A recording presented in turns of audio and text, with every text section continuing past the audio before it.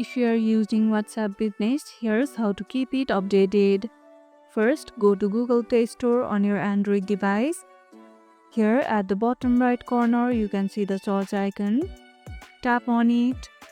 Now tap on search bar at the top and type in WhatsApp Business. Now find the official app and tap on it to open the details page. If an update is available, you'll see an update button next to the app. Tap update to download the latest version. Once the update is complete, your WhatsApp Business app will be all set with the newest features. Keep your WhatsApp Business updated to access new features, security improvements, and bug fixes. Are you using WhatsApp Business for yourself?